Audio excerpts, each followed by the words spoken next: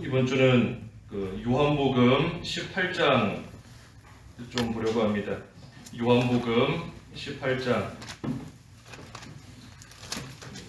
목요일까지 18장 전체를 좀 나눠서 이번 주에 증거하겠습니다. 오늘은 18장 1절부터 11절까지입니다. 요한복음 18장 1절에서 11절. 예수께서 이 말씀을 하시고 제자들과 함께 기드론 시내 건너편으로 나가시니 그곳에 동산이 있는데 제자들과 함께 들어가시니라. 그곳은 가끔 예수께서 제자들과 모이시는 곳이므로 예수를 파는 유다도 그곳을 알더라. 유다가 군대와 대제사장들과 바리새인들에게서 얻은 아랫사람들을 데리고 등과 횃불과 무기를 가지고 그리로 오는지라. 예수께서 그 당할 일을 다 아시고 나아가 이르시되 너희가 누구를 찾느냐? 대답하되 나사렛 예수라 하거늘 이르시되 내가 그니라 하시니라. 그를 파는 유다도 그들과 함께 섰더라. 예수께서 그들에게 내가 그니라 하실 때에 그들이 물러가서 땅에 엎드려지는지라. 이에 다시 누구를 찾느냐고 물으신대 그들이 말하되 나사렛 예수라 하거늘 예수께서 대답하시되 너희에게 내가 그니라 하였으니 나를 찾거든 이 사람들이 가는 것은 용납하라 하시니 이는 아버지께서 내게 주신 자 중에서 하나도 잃지 아니하여 싸움나이다 하신 말씀을 응하게 하려 함이니라. 이에 시몬 베드로가 칼을 가졌는데 그것을 빼어 대제사장의 종을 쳐서 오른쪽 귀를 베어버리니 그 종의 이름은 말고라. 예수께서 베드로더러 이르시되 칼을 칼집에 꽂으라. 아버지께서 주신 잔을 내가 마시지 아니하겠느냐 하시니라. 제목은 잡히신 예수님, 잡히신 예수님을 제목입니다. 요한복음 18장 예수님이 잡히시고 끌려가셔서 신문을 받으시는 그러한 내용 18장인데 오늘은 그 중에 잡히신 예수님입니다. 여기 1절에 예수님께서 말씀을 하신 후에 제자들과 함께 이 기드론 시내 건너편으로 가셨는데 그곳에는 동산이 있었고 제자들과 함께 들어가셨다 그랬습니다. 이 겟세마네 동산입니다. 겟세마네 동산. 감람산이 있고 그 감람산 안에 이 겟세마네 동산이 있어요. 그래서 예수님께서 감람산에 있는 겟세마네 동산으로 이 십자가를 앞에 두고 지금 기도하시기 위해서 이곳으로 가신 겁니다. 그러니 십자가의 고난 그 큰 일을 앞에 두시고 예수님께서 기도하시기 위해 이 산에 올라가신 겁니다. 큰 일을 앞두고 먼저 기도하신 거예요.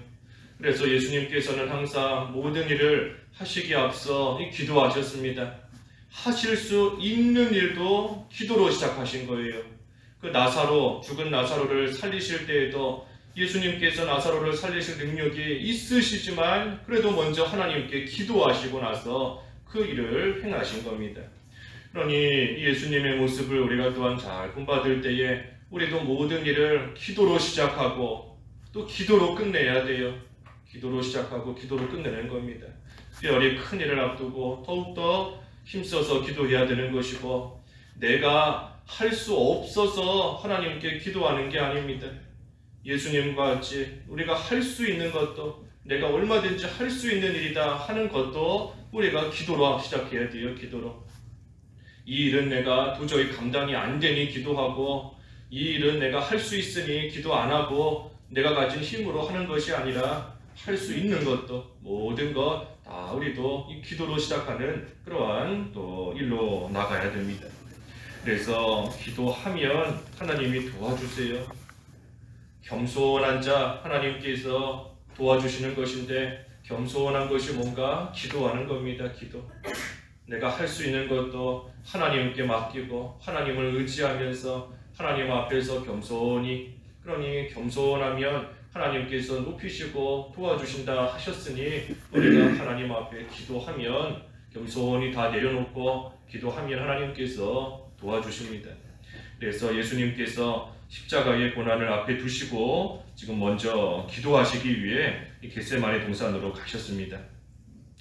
그런데 그곳은 2절에 가끔 예수께서 제자들과 모이시는 곳이므로 예수를 파는 유다도 그곳을 알더라.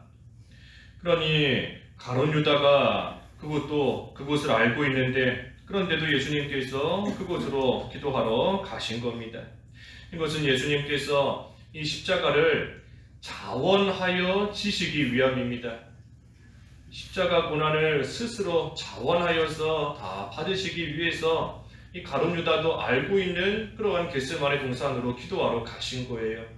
예수님께서 겟세마네 동산에 가실 때 가룟 유다가 이곳에 와서 나를 잡아가겠다 하는 것을 피하기 위함이다라고 하면 다른 곳으로 가셨을 겁니다. 가룟 유다가 모르는 은밀하고 조용하고 아무도 모르는 곳으로 가셨을 거예요. 하지만 가룟 유다도 뻔히 알고 있는 그곳으로 가셔서 지금 기도하시는 것은 예수님께서 그 모든 고난을 피하시는 것이 아니라 스스로 모든 것을 다 지금 받기 위해서 이 겟세마네 동산으로 가신 겁니다.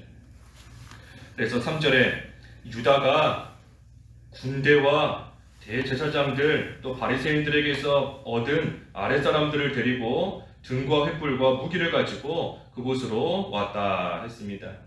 유다가 그곳을 뻔히 알고 있으니 유다가 사람들과 함께 예수님을 잡으러 지금 몰려온 겁니다. 몰려왔어요. 특별히 군대를 데리고 왔고 또 대제사장과 바리새인들에게서 얻은 아랫사람들을 데리고 함께 온 겁니다. 이 군대는 그 세상 권력을 상징하는 것인데, 세상 권력, 강한 권력을 가진 힘을 가진 이 로마 군대, 로마의 군인들과 함께 온 겁니다. 또 군인들과만 온 것이 아니라 대제사장과 또 이 바리새인들, 이 사람들은 이 종교인이긴 종교인인데 타락한 종교인이에요. 타락한, 하나님을 섬긴다 하기는 하지만 참으로 예수님을 믿지 않고 나아가는 그러한 이 타락하고 잘못된 그러한 이 종교인들인 겁니다. 그러니 유다가 이러한 사람들과 함께 예수님을 잡으러 지금 합세해서 온 겁니다. 이 언제나 이 두 세력이 합세해서 이 교회를 무너뜨리려고 오는 겁니다. 세상 권력과 세상 국가 권력과 그리고 그때에 이 타락한 이 종교 세력들이 서로 합쳐서 힘을 모아서 하나님의 일을 무너뜨리고 하나님의 교회를 참으로 회방하고 넘어뜨리게 만드는 그러한 일을 합세해서 함께 나오는 겁니다. 함께 동성애를 지지하는 교회들도 있지 않습니까? 차별 금지하면 차별하면 안 된다 하면서 동성애를 지지하는 그러한 교회와 신자들도 있는 것이고, 또 그때에 세상 권력이 다 갖춰지는 거예요. 국회의원이라든지 여러 가지 힘을 가진 세상 권력들이 합쳐져서 이 참된 교회를 무너뜨리기 위해서 다가오는 겁니다. 그래서 그 요한계시록 13장에도 보면 그 두 짐승이 나오는 것인데, 두 짐승, 언제나 마찬가지예요. 말세가 될수록 더욱더 그런 것이고, 그래서 항상 세상 권력과 이 타락한 그러한 이 종교인들이 서로 힘을 모아서 하나님의 일을 방해하고 교회를 무너뜨리기 위해서 오는 겁니다.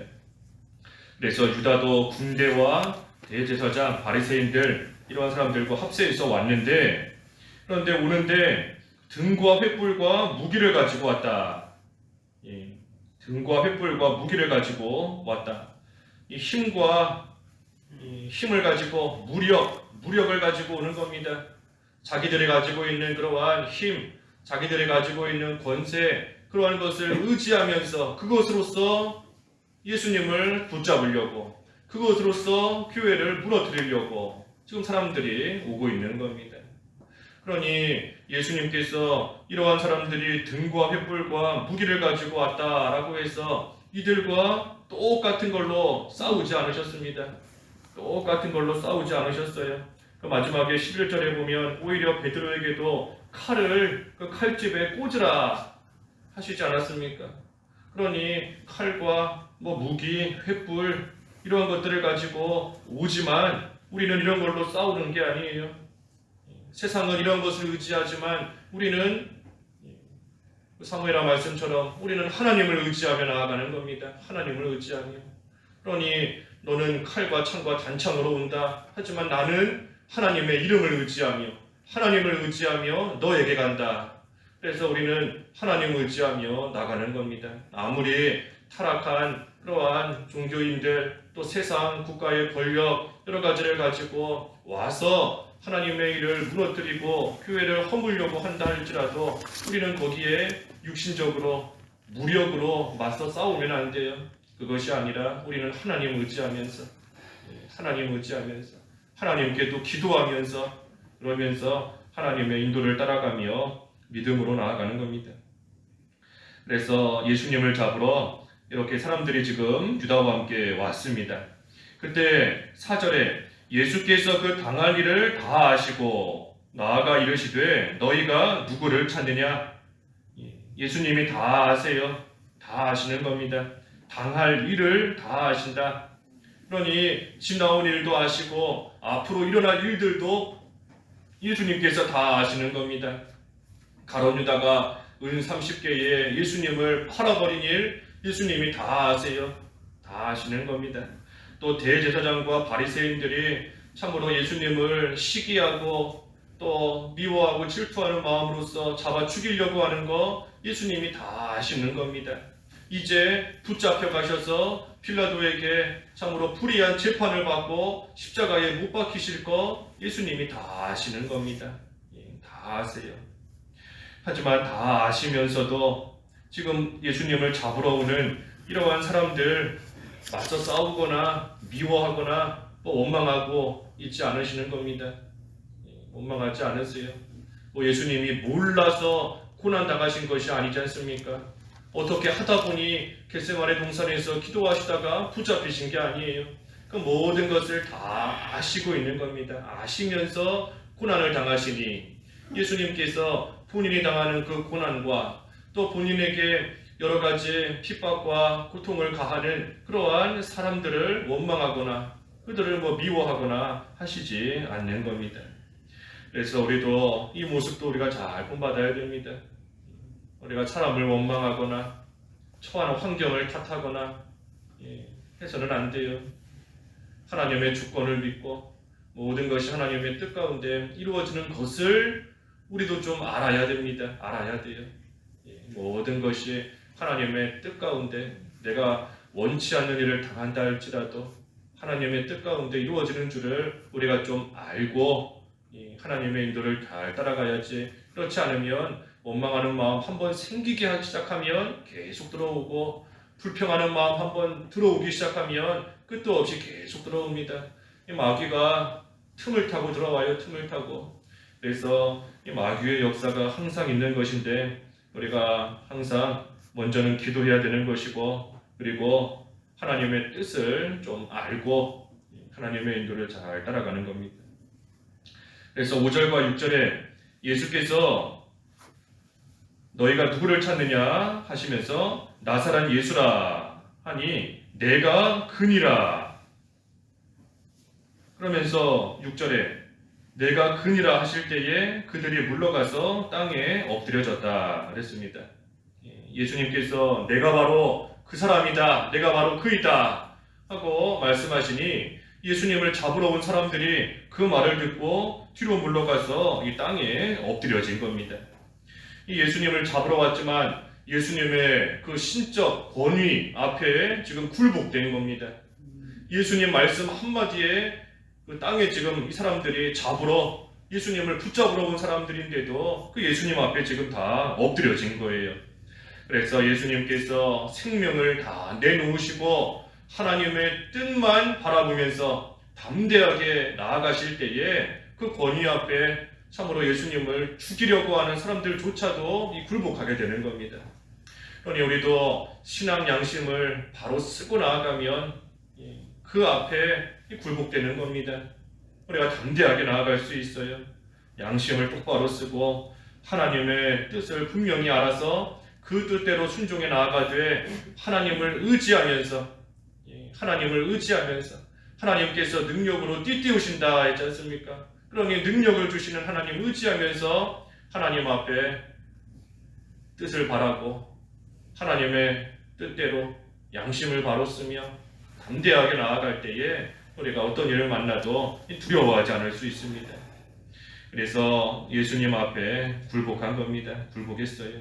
다윗이 어린 다윗이었지 않습니까? 골리앗 앞에서 피해 볼 때 어린 다윗이에요. 보잘것없는 어린 그러한 소년이지만 하나님을 의지하며 나아가니 그 앞에 강한 골리앗이 굴복되는 겁니다. 블레셋이 굴복되는 거예요. 그래서 우리도 하나님의 뜻대로 양심을 바로 쓰며 하나님을 의지하며 나아갈 때 우리가 담대하고 당당하게 나아갈 수 있는 겁니다.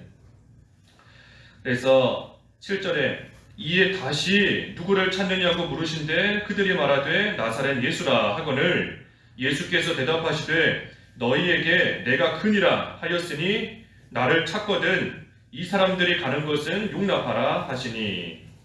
그래서 예수님께서 제자들은 가게 하라 하셨습니다. 너희들이 나를 찾아온 것이니 나와 함께 있는 이 제자들은 가게 하라 하고 제자들을 보내도록 용납하라 하셨습니다. 이 자신은 지금 붙잡혀서 죽으러 가시는 것인데 죽으러 가시면서도 이 제자들을 지키시는 겁니다. 자신은 잡히시고 고난받으시고 죽기 위해서 이제 끌려가시는 것인데도 그러한 가운데서도 예수님이 제자들을 지키시고 제자들을 보호하시고 제자들을 사랑하시는 거예요. 그래서 끝까지 자신은 죽으면서까지도 끝까지 이 제자들 사랑하시며 보호하시는 겁니다. 그러니 이렇게 사랑하시는 하나님의 자녀들인데 하나님께서 결코 내버려 두지 않으십니다. 내버려 두지 않으세요.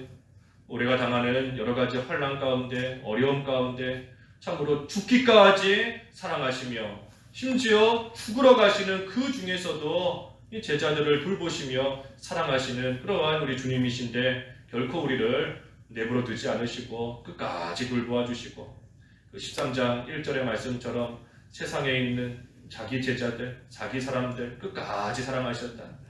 끝까지 변함없다는 겁니다. 변함없이 계속해서 한결같이 우리를 사랑해 주시는 주님이신 줄을 우리가 또 좀 깨달아야 됩니다. 그래서 9절에 이는 아버지께서 내게 주신 자 중에서 하나도 잃지 아니하였사옵나이다 하신 말씀을 응하게 하려 함이로라. 그래서 이것은 앞에 그 17장 12절의 말씀인데 17장 12절의 말씀, 그 말씀을 응하게 하시기 위해서 이루시기 위해서 이 말씀을 또 하신 것이고 그 말씀 그대로 지금 다 이루어지고 있는 겁니다. 그러니 하나님의 말씀은 그대로 이루어져요. 그대로 반드시 이루어집니다. 그러니 우리가 말씀 가운데서 소망을 찾아야 돼요. 말씀 속에서 소망을 찾아야 됩니다. 말씀이 그대로 이루어지는 것이니 우리가 처한 환경 가운데서 성경을 이렇게 읽다가 성경 말씀 가운데 내가 지금 처한 상황에 딱 맞는 말씀을 찾으면 그 말씀이 우리에게 큰 힘이 되고 위로가 됩니다. 그러니 말씀 속에서 부활을 발견하는 거예요. 부활을.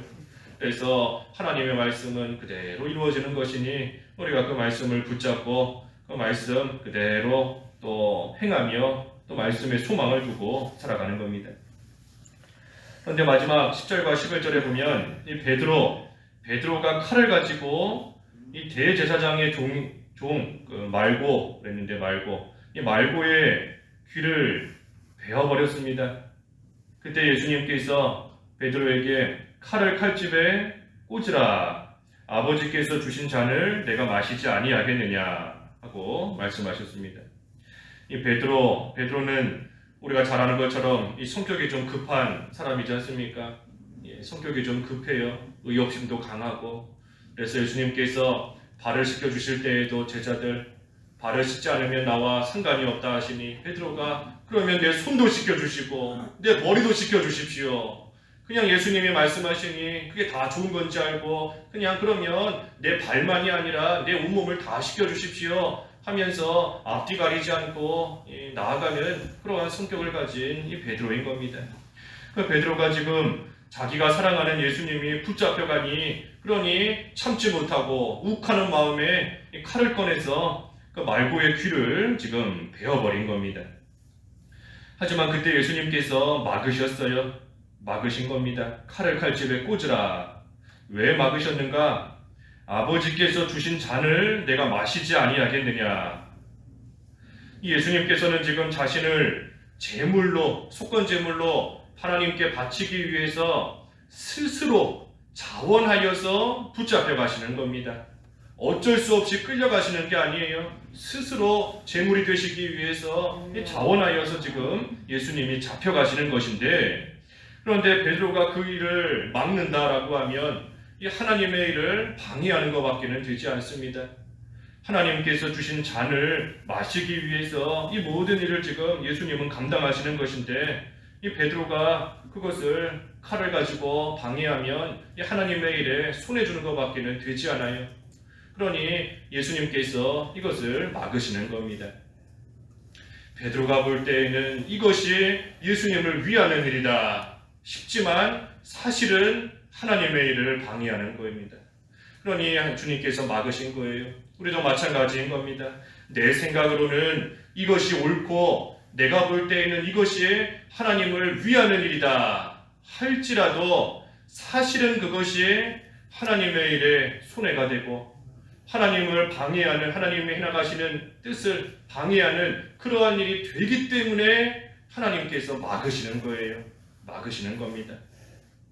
그러니 그 잠언 14장 12절 말씀에도 잠언 14장 12절에 사람이 보기에는 옳은 길인 것 같지만 필경은 사망의 길이니라 그랬습니다. 사람이 볼 때는 이것이 하나님을 위하는 것이고 이것이 교회를 위하는 것이고 이것이 성도들을 위하는 것이고 이것이 다 잘 되는 것 같지만 사실은 사망에 이르는, 사실은 하나님의 일에 손해가 되는 그러한 일들이 또한 있는 겁니다. 그러니 하나님께서 막으세요. 막으시는 겁니다. 때로는 가시로, 때로는 담으로 하나님께서 막으시는 줄을 알아야 됩니다. 그래서 베드로 자기 딴에는 예수님을 위하고 예수님을 생각하면서 하는 일이다 했지만 그것이 하나님 앞에서는 옳지 못한 일이기 때문에 예수님께서 막으신 겁니다. 또 예수님이 왜 막으셨는가? 만약에 예수님이 막지 않으셨다면 이 베드로가 욱하는 마음과 혈기를 가지고 계속해서 또 싸우고 나아갈 수도 있는 겁니다. 그러니 예수님께서 우리의 싸움은 혈과 육의 싸움이 아니라는 것을 다시금 깨닫게 하시는 겁니다. 우리의 싸움은 영적 싸움인 것이지 선한 싸움인 것이지 혈과 육으로서 싸우는 그러한 싸움이 아니다 하는 것을 베드로에게 깨닫게 하시는 겁니다. 그래서 예수님의 제자가 된 그러한 자가 이 혈육으로, 혈과 육으로, 혈기로 대적하고 나아가면 그것이 실패예요. 실패인 것이고 또 그것이 예수님을 걱정시키는 그러한 일이 될 수밖에 없습니다. 똑같은 사건이 그 누가복음 22장에도 나오는데 그 누가복음 22장에 보면 예수님께서 베드로에게 이것까지도 참으라, 22장 51절에 이것까지도 참으라 하시지 않습니까? 이것까지도 참으라. 그러니 부당한 일을 당한다 할지라도 지금 예수님께서 잡혀가시는 거 얼마나 사실 부당한 일이에요. 무슨 죄가 있다고 붙잡혀 가시겠습니까? 하지만 하나님의 뜻을 이루기 위해서 스스로 붙잡혀 가시는 것인데 베드로가 그러한 예수님을 눈앞에 보고 있으면서도 그러면서도 억울한 일 당한다고 혈기로서 싸우려고 하는 거 이거 옳지 않은 겁니다. 예수님 붙잡혀 가시는 거 눈앞에 보고 있어요. 눈앞에 뻔히 그것을 보면서도 자기 자신은 예수님처럼 참지 못하고 혈기로서 욱하며 싸우고자 나아가는 거 그 모습으로 나아가고 있으니 참으로 되지 못한 겁니다. 우리의 모습이 이와 같아요. 우리의 모습이 예수님이 고난당하신 거, 잠잠히 고난 참으신 거 우리가 엊그제 말씀 들었고 귀로 듣고 눈으로 성경 읽고 다 알면서도 그러면서도 우리도 참지 못하고 또 혈기로 나아갈 때가 많이 있는 겁니다. 이 말씀 전하는 저는 이걸 잘해서 이렇게 참으라 하는 게 아니에요. 저도 조금만 하면 혈기가 나오고 욱하고 참 여기 있는 성도 가운데 제가 제일 되지 못한 제일 부족한 그러한 자인 것인데 어찌됐든 우리가 하나님 앞에 회개할 바를 회개하고 또 바로 서서 이 말씀 우리에게 주신 말씀인 줄 알고 우리가 이것까지도 참으라. 눈앞에서 붙잡혀 가시는 예수님을 우리의 눈으로 바라보면서 우리가 잘 참고 하나님의 뜻대로 순종하고 나아가는 그러한 삶이 되어야 됩니다. 부당하게 고난을 당하더라도 하나님을 생각하여 참으면 이것이 은혜로다. 베드로전서 2장 19절에 은혜인데, 그래서 오늘 잡히신 예수님입니다. 잡히신 예수님께서 스스로 고난을 받으시기 위해서, 스스로 십자가에 못 박히 죽으시기 위해서 잡혀가셨어요. 그래서 우리가 스스로 잡히시고 자원하여 잡히신 예수님, 그리고 예수님이 당하시는 그 고난, 우리가 깊이 생각하는 오늘 하루 되어야 되겠습니다. 기도하겠습니다.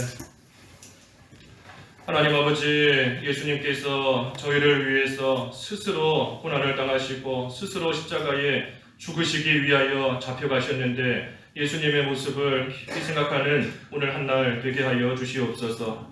예수님의 이름으로 기도하옵나이다. 아멘.